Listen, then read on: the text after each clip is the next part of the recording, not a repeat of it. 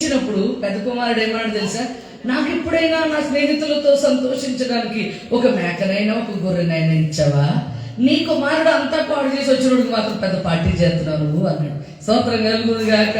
సాధారణంగా మనం అందరం కూడా కొన్నిసార్లు మన ప్రార్థనలకి జవాబులు రానప్పుడు, మన ప్రార్థనలు దేవుడు ఒకవేళ మన ప్రార్థన ఆలస్యమైనప్పుడు మనం అందరం అనుకుంటాం, ఆయన అయితే అంటే దేవుడు వెంటనే ఇచ్చేస్తాడు, అడిగిందల్లా ఇచ్చేస్తాడు, చేసిందల్లా ప్రార్థన చేసిందల్లా ఇచ్చేస్తాడు, మనకెందుకు ఇవ్వడు? ఇదే ఆ రోమ సంఘానికి ఉన్న డౌట్ ఏంటంటే, దేవుడు యాకోబుని ఎందుకు ప్రేమించాడు, యాషవుని ఎందుకు ద్వేషించాడు అంటే పౌలు గారు సమాధానం చెప్తూ అంటారు, అట్లన రాదు, ఆయన అన్యాయము చేయుడు. స్తోత్రం కలుగును గాక. కానీ ఒక్కటి ఉంది ఆయన దగ్గర, ఏంటో తెలుసా, ఆయన ఎవరిని కరుణిస్తారో వారు కరుణించబడతారంతే. స్తోత్రం కలుగును గాక. ఆయన ఎవరిని కరుణిస్తారో వారు కరుణించబడతారు, ఎవరి యందు జాలి చూపుతాడో, స్తోత్రం కలుగును గాక, హల్లెలూయా, ఎవరి యందు ఆయన జాలి చూపుతాడో వారి యందు జాలి చూపుతాడు. కాగా పొందగోరి వారి వల్ల కాదు, ప్రయాసపడి వారి వల్ల కాదు, కరుణించు దేవుని వల్లనే.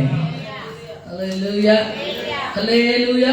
ఒక్కటి ఆయన దగ్గర ఉన్నది ఏంటంటే, ఆయన ఎవరి మీద మనసు పెట్టుకుంటాడో, ఆయన ఎవరిని కరుణించాలనుకుంటాడో, వాక్యంలో మనం చదివితే యేసుక్రీస్తు ప్రభువు వారు బ్రతికిన దినాల్లో నాయన విధవరాల కుమారుడు ఒక్కడే చచ్చిపోయాడా?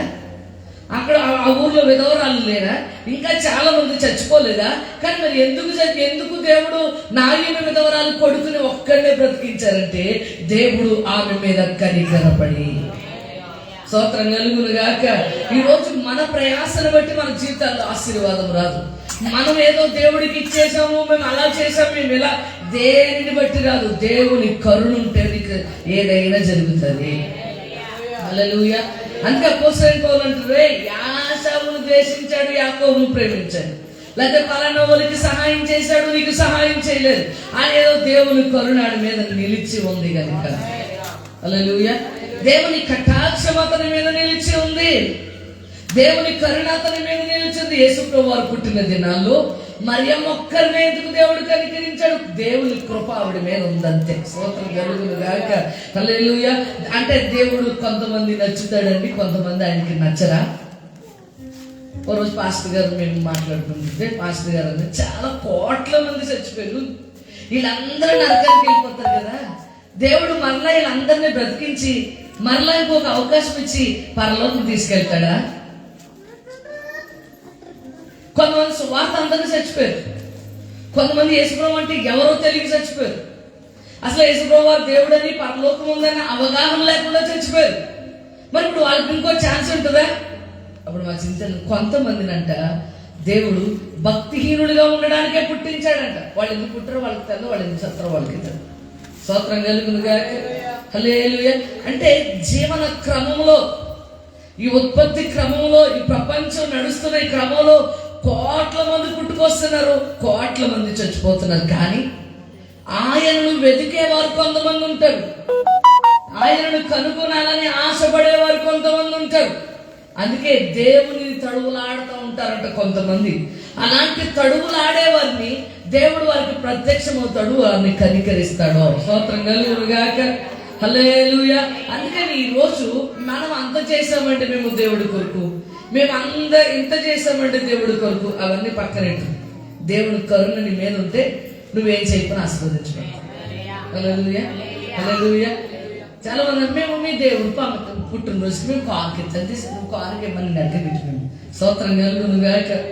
అంటే మేము అంత చేస్తాం, దేవుడికి ఎంత చేస్తాం. అందుకే పౌలు గారు అంటారు, పొందగోరి వారి వల్ల ఏమీ లేదయ్యా, ప్రయాసపడి ఆరాటపడే వారి వల్ల కూడా ఏమీ లేదు, కరుణించే దేవుని వల్లనే. ఈరోజు నేను అంటాడు, నీ ఆశీర్వాదం కొరకు, ఆరోగ్యం కొరకు, లేకపోతే అభివృద్ధి కొరకు నానా తిప్పలు పడుతున్నావేమో, నువ్వు ప్రార్థన చేయి, మోకరించి. అలాగని కష్టపడొద్దండి, కష్టపడొద్దు అంటలే. కొంతమంది దేవుణ్ణి కాడ పక్కన పెట్టి కష్టపడిపోతూ ఉంటారు, నీకేమీ రాదు. అందుకే వాక్యం చెప్తున్నారు, ఐశ్వర్యం నరుల కష్టార్జితం వల్ల ఐశ్వర్యం కలగదు, కానీ యెహోవా ఆశీర్వాదము ఐశ్వర్యం ఇచ్చును. దేవుని కరుణ సంపాదించుకో, ఆటోమేటిక్ గా మనుషుల దయ కూడా నీకు దొరుకుతాయి. హల్లెలూయా, హల్లెలూయా. అందుకే కీర్తనకారుడైన దావీదు అంటారు, అయ్యా పడమటి నుండి అయినను తూర్పు నుండి అయినను హెచ్చగలదు. ఎక్కడి నుంచో రావాలని అనుకోకు, హెచ్చించువాడును అందరికి బలమిచ్చువాడును ఆయనే. హల్లెలూయా. ఈరోజు చాలా మంది చూస్తూ ఉన్నాం, కొన్ని కుటుంబాల్లో చాలా మంది వ్యక్తిగత జీవితాల్లో చూస్తే ఎంత ప్రయాసపడిపోతారో. కుటుంబాలు కట్టడానికి, బిడ్డలకు మంచి మార్గాలు ఉపదేశించడానికి, బిడ్డలు మంచి మార్గంలో నడిపించుకోవడానికి తల్లిదండ్రులు పడుతున్న ప్రయాస అంతా ఇంతగా. స్తోత్రం కలుగును గాక. ఎంత ప్రయాసపడిపోతారంటే కూర్చోబెట్టి కొట్టేంత మాటలు మాట్లాడినా వాళ్ళేమి ఏ మార్పు ఉండదు. స్తోత్రం కలుగును గాక. నేను ఒకటి చెప్తాను, దేవుని కరుణ సంపాదించుకోండి, దేవుని కటాక్షం కొరకు ఎదురు చూడండి. అందుకే వాక్యంలో మనం చదివితే 10 మంది కుష్ఠరోగులు ప్రభు ముందుకు రాగానే ఏమని అడిగారో తెలుసా? దేవా మమ్మల్ని కరుణించు. ఏమని అడగాలి వాళ్ళు? స్వస్థపరచుమని అడగాలి. మమ్మల్ని స్వస్థపరచు ప్రభువా అనవలసిన ఆ 10 మంది మనం చూడడం డైరెక్ట్ అటాక్ ఇచ్చేస్తాం దేవుడికి. ఎలాగండి? షూటింగ్. స్తోత్రం కలుగును గాక. ధన ధన ధన ధన బుల్లెట్ దూసుకుని పోవాలంటే వేసి రక్తం చేయి. హల్లెలూయా. ప్రభువా నాకు ₹1,00,000 కావాలి, నువ్వేం చేస్తావు? నాకు తెలిస్తావా లేదు సత్తావా? ఆయన ఆల్రెడీ చచ్చిపోయి లేచాడు. స్తోత్రం. మనిషి చెప్పేస్తా మన స్తోత్రం కలుగును గాక. ఇంకా డైరెక్ట్ నాకు అది కావాలి ప్రభువా, నాకు ఇది కావాలి ప్రభువా, నాకు ఇల్లు కావాలి ప్రభువా, నాకు స్థలం కావాలి ప్రభువా, నువ్వే దేవుడు అయితే, నేనే నీ బిడ్డనైతే, నువ్వే నన్ను ఎన్ని ప్రశ్నలు వచ్చేది ఇందులో. హల్లెలూయా. వాళ్ళు ఏమంటున్నారు తెలుసా? దేవుడు దగ్గరికి వచ్చి, అయ్యా దావీదు కుమారుడు మమ్మను కరుణించయ్యా. నువ్వు కరుణించావనుకో అందరూ వెళ్ళేసిన మేము బాగుపడతాం. హల్లెలూయా. అందరూ ఊర్లోకి రావద్దని నువ్వు కరుణించావనుకో మేము ఊర్లోకి వెళ్ళిపోతాం. ఆ కుటుంబాలతో ఉండగలుగుతాం, ఆనందంగా ఉండగలుగుతాం, ఆరోగ్యంగా ఉండగలుగుతాం. ఏ ఊరైతే మమ్మల్ని వద్దందో, ఏ ప్రజలైతే మమ్మల్ని వద్దన్నారో, నీ కటాక్షము మా మీద ఉంటే, నీ కటాక్షం మా మీద ఉంటే, నీ కరుణ మా మీద ఉంటే వాళ్ళు బాగైపోయేవారు కదా, ఇంటిగా తీసుకెళ్ళిపోతారంట. స్తోత్రం కలుగును గాక. కొన్ని ట్రిక్స్ ఉంటాయి. ఏముంటాయండి? టిప్సా? ఏదో టిప్స్ ఉంటాయి, ట్రిక్స్ కూడా ఉంటాయి. స్తోత్రం కలుగును గాక. అప్పుడప్పుడు మా చింత డాడీ డబ్బులు పెడతాడు. డాడీ డాడీ చెప్తుంది అంటారు డాడీ సీరియస్. అదే డాడీ మొన్న డాడీ నేను డాడీ అక్కడ 200 ఇచ్చాను డాడీ, వాళ్ళకి ఇంకో 200 వేసి ఇచ్చాను డాడీ.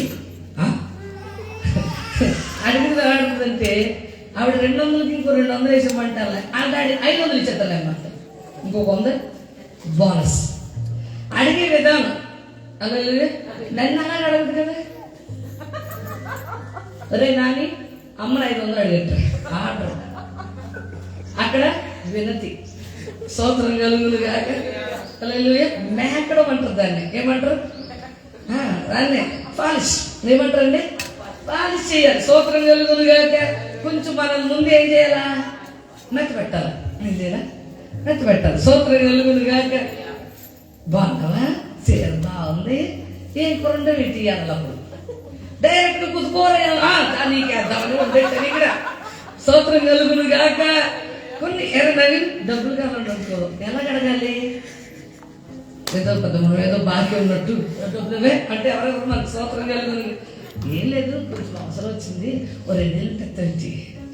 ఏది వేసిన కొన్ని బిస్కెట్లు ఏమేయాలా? మీరందరూ బిస్కెట్ కంపెనీ ఎట్టాల. స్తోత్రం. ఇవన్నీ మనకు చెప్పకలేకుండా వచ్చేస్తాయి ఆటోమేటిక్గా. స్తోత్రం. ఆ టైంకి వచ్చేస్తాయి బిస్కెట్లు. స్తోత్రం. హల్లెలూయా.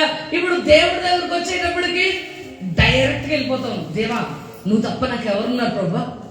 రాత్రి ఫ్యామిలీ ప్రేయర్ చేసుకున్నాం, ముగ్గురు కలిసి. ఫ్యామిలీ ప్రేయర్ అయిపోయాక మాస్టర్ గారు అంటున్నారు, నీ ప్రార్థన డైరెక్ట్గా దేవుడితో డైరెక్ట్గా అడిగేస్తున్నావు. ఆయన అంటే ఆయన అడగడుతాను రిక్వెస్ట్గా, ప్రభా సహాయం చేయాలి ఆయన. నేనంతా డైరెక్ట్ ఇంకే స్తోత్రం. అంకుల్ దగ్గర నుంచి వచ్చింది నాకు. నేను అంకుల్ ప్రార్థన చూసి నేర్చుకున్నాను.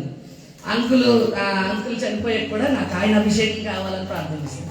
ఆయన చెప్తానన్నా నువ్వు అంతా డైరెక్ట్గా మా నాన్నగారిలాగే చేసేస్తున్నావు నువ్వు అన్నారు. నేను అన్నాను, నేను అంకుల్లాగే ప్రార్థన చేయాలని, అంకుల్ అభిషేకం కావాలని ప్రార్థన చేసేదాన్ని, నాకు ఉంది అది అన్నాను. స్తోత్రం కలుగును గాక. ఎందుకంటే ఆయన చనిపోయినప్పుడు ఆయన బ్యాగ్ నాకు ఇచ్చారు, ఆయన దర్శనం. ఏమే హల్లెలూయా. అంతే అన్నారు. మా నాన్నగారు డైరెక్ట్ నేను అలాగే ప్రార్థన చేస్తాను, ప్రభా నువ్వు వాగ్దానం. నేను ప్రతి ప్రార్థనలో వాగ్దానాన్ని ఎత్తుపట్టి ప్రార్థన చేస్తాను. కానీ ఈ వాక్యం చదివాక అనిపించింది కొంచెం మనం కూడా దేవుడికి ఏమేయాలి, బిస్కెట్లు పడ్డాయన, పొగడతలకు పడతాడని, స్తుతులకు పడతాడని, స్తోత్రాలకు పడతాడని. స్తోత్రం బిస్కెట్లే సత్రండి. ఆయన కూడా బిస్కెట్లే ఏసు రక్తం స్తోత్రం కలుగును గాక. దేవుడికి బిస్కెట్లు కాదు, ఆయన ఇశ్రాయేలు చెయ్యి స్తుతుల మీద ఆయన ఆసీనుడై ఉన్నాడు. స్తోత్రం కలుగును గాక.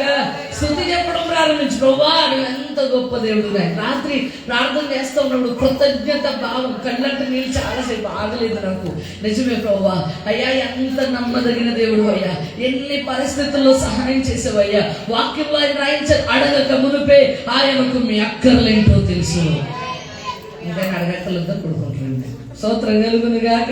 అనామని కాదు, నువ్వు ప్రార్థన చేస్తూ ఉంటుండగా కొన్ని విషయాలు నువ్వు అడగక ముందే, కొన్ని విషయాలు నువ్వు ఇంకా దేవుడికి మనవి చేయక మునిపే, నేను అడగలేదే దేవుడు నాకు ఈ విషయంలో ఎలా సహాయం చేశాడు, నేను అడగలేదే దేవుడు నన్ను ఎలా ఇలాంటి కొన్ని విషయాల్లో నువ్వు దేవుడితో సహవాసంలో ఉంటుండగా. ఏమంటే ఈ రోజు ఒక మంచి కుటుంబం ఉందనుకోండి, కూతురు కొడుకు ప్రతిదీ అడగక్కర్లేకుండానే ఈ రోజు చికెన్ వండాలని మమ్మీ అనుకుంటుంది, ఈ రోజు మటన్ తేవాలని డాడీ అనుకుంటారు. ఎందుకంటే వాళ్ళని సంతోషపరచాలి. వాళ్ళు అడగకముందు, వాళ్ళు అడిగే వండుతామండి మనం, వాళ్ళు అడగకముందు వారం ఏమి నాన్ వెజ్ వండలేదు కదా, ఈ వారం ఏమి అది వండలేదు కదా, ఇది వండలేదు కదా అని ఏదో రకంగా వాళ్ళు సంతోషపరుస్తారు. దేవుడు కూడా అంటాడు, మీరు ఆయనతో ఉంటున్నప్పుడు, మీరు ఆయనతో సహవాసం చేస్తున్నప్పుడు, ప్రతిరోజు ఆయనతో మాట్లాడే వ్యక్తులుగా ఉంటే మీరు అడగక మునిపే మీ అక్కర్ల దేవుడు తెలుస్తాడు. హల్లెలూయా. స్తోత్రం చెప్పాలి. రెండు చేతులు పైకి ఎత్తి గట్టిగా స్తోత్రం చెప్పాలి. హల్లెలూయా. ఈ రోజు దేవుడికి నీ ప్రయాసక్కర్లేదు. నేను ఎంత ప్రయాసపడిపోయానండి, నేను మందిరం అంతా తుడిసేసానండి, చుట్టూ శుభ్రం చేసేసానండి, గోళ్ళని అమ్మ తల్లే దేవుడు కరుణ ఉందా నీ మీద, దేవుని కటాక్షం ఉందా నీ మీద. అందుకే దావీదు అంటారు, అయ్యా కరుణా కటాక్షములు నాకు కిరీటంగా ఉంచావు గనుక సమాధిలో నుండి నా ప్రాణం లేపబడ్డదే. హల్లెలూయా హల్లెలూయా. వేడుకో. ఆయన నీ ప్రయాస కాదు, నీ కష్టం కాదు, నీ కానుక కాదు, నీ అర్పణ కాదు. నీకు దేవుని కరుణ నీ మీద ఉంటే, దేవుని కటాక్షం కొరకు నువ్వు వేడుకుంటే, మనుషులు వెలివేసిన, మనుషులు వద్దన్నా, మనుషులు ప్రేమించకపోయినా దేవుడు తన కార్యాలు జరిగిస్తాడు. ఏమే స్తోత్రం కలుగును గాక. దావీదు కుమారుడా మమ్మును కరుణించయ్యా, దావీదు కుమారుడా మమ్మల్ని కరుణించయ్యాను. కానీ వాళ్ళు స్వస్థపరచు అని అడగక్కర్లేకుండానే ప్రభు ఒక ఆలోచన చెప్పారు, మీరు వెళ్తూ ఉంటుండగా శుద్ధులైపోతారు. ఏమే స్తోత్రం కలుగును గాక. మీరు వెళుతూ ఉంటుండగా మీరు యాజకుని కనబరుచుకోండి అంటే, వాళ్ళు దేవాని కరుణ మాకు కావాలయ్యా అని అడగగానే వాళ్ళకి ఏం కావాలో దేవుడు జవాబు ఇచ్చేశాడు అక్కడ. హల్లెలూయా.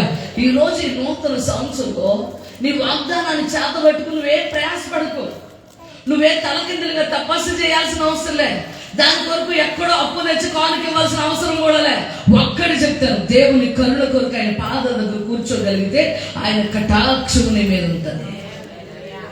మీరు అనుకోవచ్చు, ఈ పరిస్థితులు గుండా వెళ్తున్నప్పుడు దేవుడు మాకు సహాయం చేస్తాడా? నాయను విధవరాలు కొడుకు చచ్చిపోయిందని ప్రభు వారికి ఎవరైనా కబురెట్టారా? అట్లే ఆయన ఆ ఊరికి వస్తూ ఉన్నాడు. ఆయన ఆ ఊరికి వస్తూ ఉంటే ఆ తల్లి ఏడుస్తూ ఉంది. ఆ తల్లి ఒక్క మాట కూడా అడగలేదు, దేవా నా కొడుకును బతికించయ్యా అన్నదా? అల్లే. ఆమె బాధ చూసి, ఆమె కన్నీళ్లు చూసి, ఆమె వేదన చూసి పాడను ముట్టగానే ఆ చిన్నవాడు లేచి కూర్చున్నాడు. దేవునికి స్తోత్రం కలుగును గాక. నీ కటాక్షం నాకు. అప్పటికి పరిశైల శాస్త్రులు వారి కుటుంబాల్లో ఎంతో మంది చచ్చిపోయారు.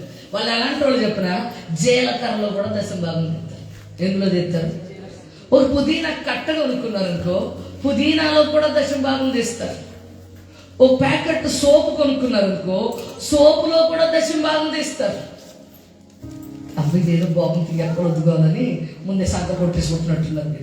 అలాగే నేను చెప్పే, అంత భక్తి చేస్తున్నా వారి జీవితాల్లో జరగని కార్యం ఈ విధవరాల పట్ల ఎందుకు జరిగిందంటే ఆయన కరుణ మీద. హల్లెలూయా. అందుకే దావీదు అంటారు, చదువుదాం 128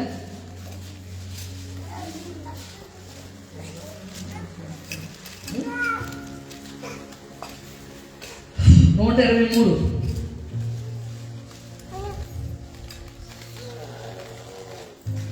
మొదటి నుంచి.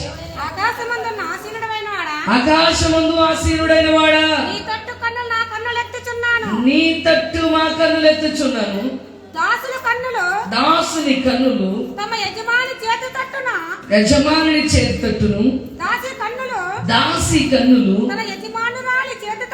తన యజమానురాలి చేతి తట్టును చూచునట్లు మన దేవుడైన యెహోవా మనలను కరుణించే వరకు మన కన్నులు ఆయన తట్టు చూచుచున్నవి. చాలా ఇక్కడ అంటాడు, దేవా దాసి కన్నులు యజమానురాలు చేతి తట్టు చూసినట్టు, దాసుని కన్నులు యజమానుని చేతి తట్టు చూసినట్టు ఆయన మనలను కరుణించేంత వరకు. ఎప్పటి వరకు మన చింతలు చెప్పింది కదా. చాలాసార్లు మన ప్రార్థనలు ఎలా ఉంటుందంటే అన్ని టపటపు దేవుడు చెప్పేసి ఆమె ఆయన మనల్ని ఓకే చేశాడా, ఆయన మన ప్రార్థన విన్నాడా, ఏ ఫీలింగ్ ఉండదు మన కేసు రక్తించి. పోన్లే దేవుడు ఏదైనా ఒక దర్శనమా, ఒక వాగ్దానమా, ఒక నమ్మకంతో కూడిన అప్పుడప్పుడు విద్య బైబిల్ ఎలా మూసి లాటరీ టికెట్లా ఇలా తెస్తారు. మంచిదేలే, తన విశ్వాసం. నీ విశ్వాసాన్ని నేను మాత్రానికి నేను తప్పు పట్టట్లే. నీ విశ్వాసం గొప్పది, నీ విశ్వాసపరిచిన ఏమే హల్లెలూయా ఇలా తీస్తారు. ఈరోజు తారీఖంతా అక్కడ వెళ్ళాడు. కరెక్ట్గా తను ప్రార్థన చేసిన జవాబు ఉంటుంది. నేను చాలా చూసాను తన దగ్గర. మీరు అందరూ అలా చేయమని కాదు, ఆవిడ నమ్మకం ఆవిడది. హల్లెలూయా చింతలు ప్రార్థన చేసి సైలెంట్గా కూర్చుందంటే దేవుడు ఆమెతో మాట్లాడాడు.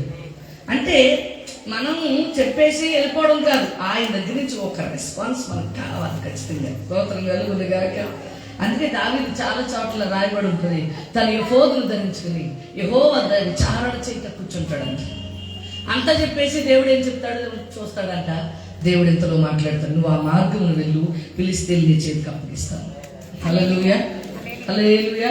చాలాసార్లు పాస్టర్ గారు ఏదైనా చేసేటప్పుడు ప్రార్థన చేయండి, దేవుడు ఏం బయలుపరుస్తాడో చూద్దాం. మేము వెంటనే ఆ నిర్ణయం తీసుకోవడానికి ముందు కూడా చాలాసార్లు ఆ విషయాలు ప్రార్థన చేసి దేవుడు మనతో ఎలాగైనా మాట్లాడతాడు. ఆయన దర్శనము ఏదో ఒక విధానంలో, వాగ్దానము ఏదో ఒక విధానంలో దేవుడు మనతో మాట్లాడతాడు. అందుకే దావీదు అంటాడు, కరుణించేంత వరకు ఆయన తట్టే చూడండి, ఇంకొక వైపు చూడకండి. ఏమే హల్లెలూయా. మేము అధిక తిరస్కారం ఉందామయ్యా, మమ్మల్ని అందరూ అవమానపరిచారయ్యా, మమ్మల్ని అందరు కిందకారు అంటాడు. అయ్యా పక్షి వేటగారు ఊర్లో ఉండి తప్పించుకున్నట్టు మేము తప్పించుకున్నామయ్యా. ఎందుకో తెలుసా, ఆయన మమ్మల్ని కరుణించాడు కనుక. ఏమే స్తోత్రం కలుగునుగాక. ఆయన తట్టే చూడాలి. ఆయన కరుణ రావాలంటే ఆయన వైపే చూడాలి. ఆయన పాదాలు యాకోబులాగా ఆయన పాదాలు విడిచిపెట్టకుండా ఆయన దగ్గర నుండి జవాబు వచ్చేంత వరకు. మళ్ళీ చెప్తున్నాను, ఇవన్నీ నీకు బోనస్. ఏంటంటే నువ్వు ఇచ్చే కానుక, లేకపోతే నువ్వు చేసే పరిచర్య, తొడవడము, కడగడము, ఇవి ఉంటాయి.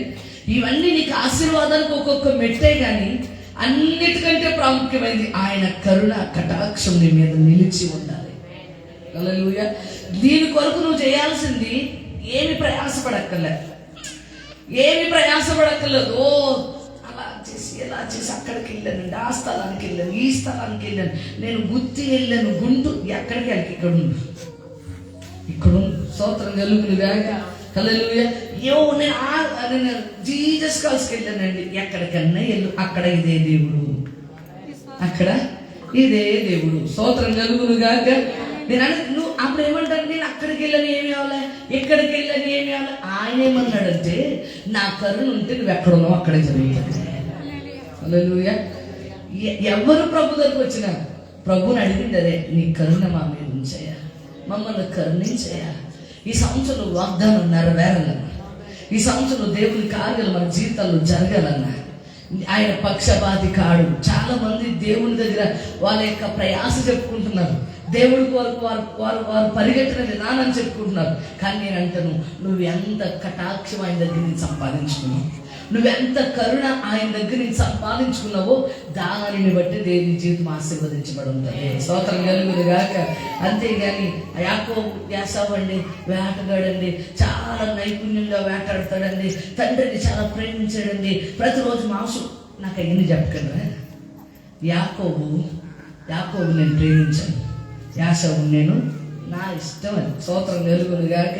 నేను ఎవరిని కరుణిస్తానో వారిని కరుణిస్తాను, ఎవరి మీద జాలి చూపుతానో వారి మీద జాలి చూపుతాను నేను. స్తోత్రం కలుగును గాక. నీ జీవితంలో దేవుని దగ్గర నుండి ఏదైనా పొందుకోవాలని ఆశపడితే, దేవుడే నాకు సహాయం చేయాలని ఇష్టపడితే, దేవుడే నా దిక్కు అనే మనసు నీకుంటే ఆయన తట్టు నీకు అనలేదు. మనుషులు చేతులు వైపు చూడకు. ఏ మనిషి నీకు సహాయం చేయడు, ఏ మనిషి నిన్ను ఆదరించడు, ఏ మనిషి నిన్ను విడిపించడు. సమస్తము చేయగల దేవుడు ఆయన. దావీదు లాంటి రాజులు, అధికారాలు, ప్రభుత్వాలు ఏమైనా చేయగలిగిన సామర్థ్యత కలిగిన వారే దేవుని ముందు చేతులు కట్టుకుని, అయ్యా మమ్మల్ని కరుణించయ్యా, అయ్యా మాకు సహాయం చేయయ్యా, నీవే మమ్మల్ని విడిపించయ్యా అని వేడుకున్నారు. దేవుడు వారిని కరుణించాడు. స్తోత్రం కలుగును గాక. ఈరోజు దేవుని పాదల దగ్గర గడపడమే, ప్రతి విషయం దేవుడు చెప్పడం, ప్రతి విషయం దేవుడితో మాట్లాడడం. నేనంటే నువ్వు పరిగెత్తకెక్కడికి, ఎవరు సహాయంకి వెళ్ళకు. ఇంకోటి కూడా చెప్తా, ఏ మనిషి దగ్గర కూడా నీ కూడా చెప్పుకోకు, ఆయన పాదాలని కన్నీళ్లతో కడిగే. హల్లెలూయా.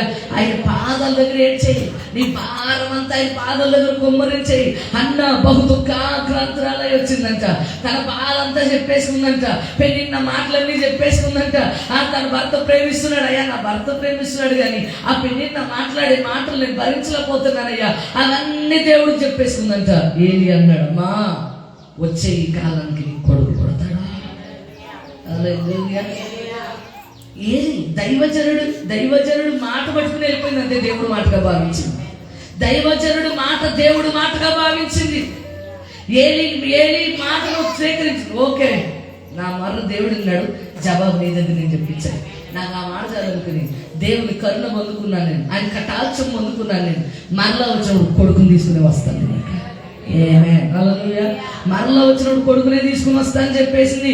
ఆనాటి నుండి ఆటం మానేసిందంట. అడిగి ఉంటుంది పెరిగిన ఇన్ని మాట్లాడినా ఎట్టలేదంటే ఇన్ని నవ్వుకు గుడ్లు నిండా నీళ్ళు తిరిగిపోయాయి కదా అని పెళ్ళిన్న మారలే, అన్న మారింది. స్తోత్రం కలుగును గాక. పెళ్ళిన్న మారలే, పెళ్ళిన్న తిడతానే ఉంది కానీ అన్న కూడా తెలుసు దేవుడు వచ్చే సంవత్సరం కొడుకునిస్తాను, దేవుడు వచ్చే సంవత్సరం కొడుకునిస్తానన్నాడు.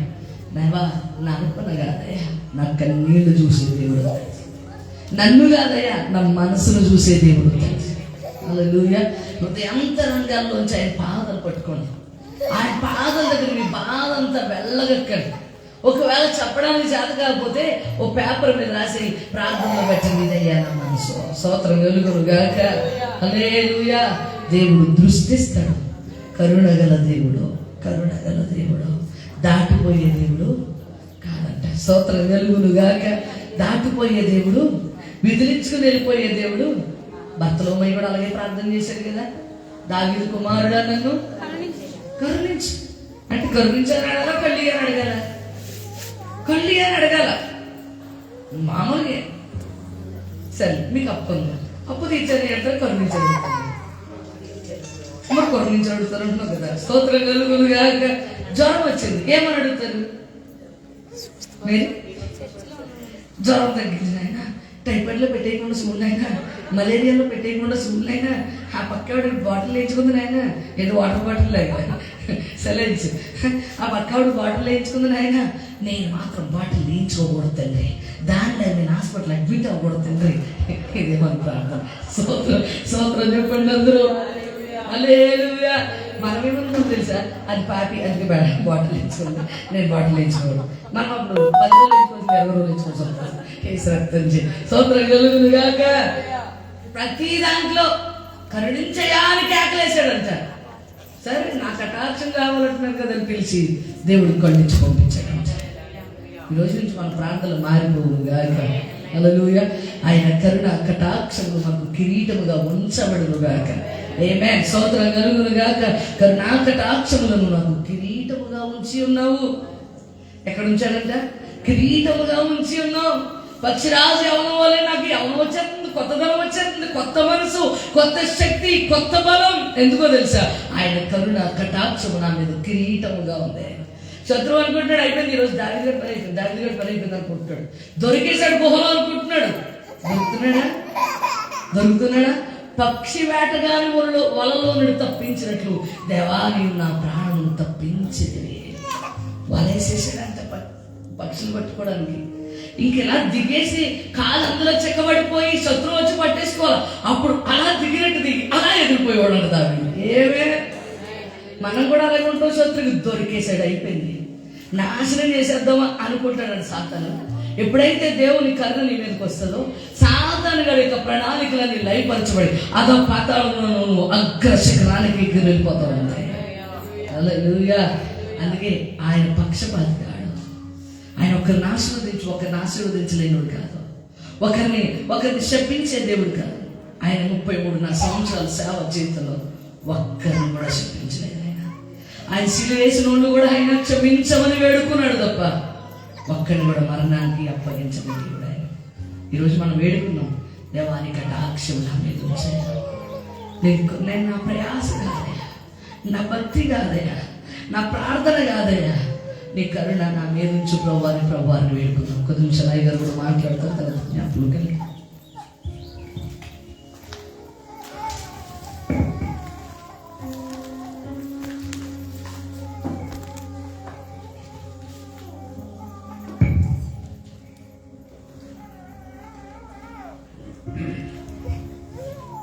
మత్తయి సువార్త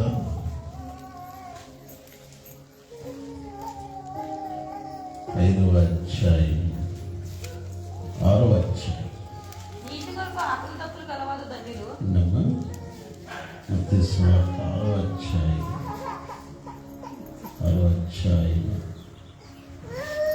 5వ వచనం చదవండి.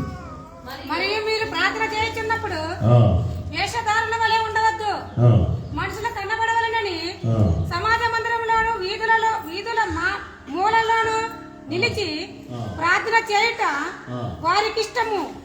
వారు తమ ఫలము పొంది ఉన్నారని నిత్యంగా మీతో చెప్పుచున్నాను.